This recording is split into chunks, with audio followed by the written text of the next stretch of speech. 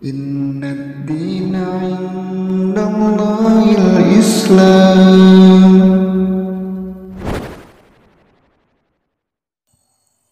Assalamualaikum warahmatullahi wabarakatuh. Saudaraku, saya mohon rahmat Allah, niat puasa Arafah. Dari Abu Qatadah radhiyallahu anha, Nabi SAW ditanya mengenai keutamaan puasa Arafah. Beliau menjawab, puasa Arafah akan menghapus dosa setahun yang lalu dan setahun yang akan datang. Beliau juga ditanya mengenai keistimewaan puasa Asyura. Beliau menjawab, puasa Asyura akan menghapus dosa setahun yang lalu. Hadis riwayat Muslim. Saudaraku seiman, mari kita berpikir secara ilmiah. Kalau kita lihat di buku-buku ilmiah, biasa kalau ada kutipan, ada sumber rujukan dengan diberi footnote di bawahnya. Ini menjadi bukti bahwa tulisan atau buku tersebut benar-benar ilmiah. Kalau misalnya niat puasa Arafah yang biasa sering kita dengar di kalangan masyarakat, kira-kira ada footnote-nya atau tidak di bawahnya? Kalau ada, bisa disebutkan rujukan hadisnya dari siapa? Yang tepat, niat cukup keinginan dalam hati. Yahya bin Syarf an-Nawawi rahimahullah yang masyhur dengan sebutan Imam Nawawi pernah mengatakan dalam salah satu kitabnya, tidaklah sah puasa seorang kecuali dengan niat. Letak niat adalah dalam hati, tidak disyaratkan untuk diucapkan.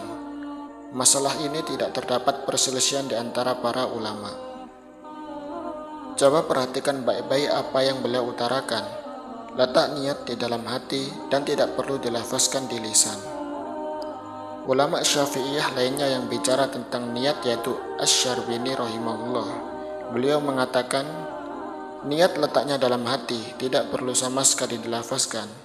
Niat sama sekali tidak disyaratkan untuk dilafazkan sebagaimana ditegaskan oleh An-Nawawi dalam Ar-Raudhah. Para ulama sepakat bahwa niat cukup dengan keinginan dalam hati. Ibnu Taimiyah rahimahullah pernah ditanya mengenai niat di awal berbagai ibadah seperti ketika mengawali sholat dan ibadah lainnya. Apakah niat ketika itu harus diucapkan di lisan semisal dengan ucapan nawaitu asumu atau usolli? Apakah seperti itu wajib dilakukan? Ibnu Taimiyah menjawab, segala puji bagi Allah, niat toharoh seperti akan berwudu, mandi, tayamum, niat sholat, puasa, haji, dan zakat, menunaikan kafaroh, serta berbagai ibadah lainnya. Niat tersebut tidak perlu dilafazkan, bahkan yang benar letak niat adalah di hati dan bukan di lisan. Inilah yang disepakati para ulama. Seandainya seseorang salah mengucapkan niat lewat lisannya, lalu berbeda dengan apa yang ada di hatinya, maka yang jadi patokan adalah apa yang ada di hatinya, bukan apa yang ia ucapkan. Semoga Allah memberikan petunjuk. Allahu a'lamu bishawab.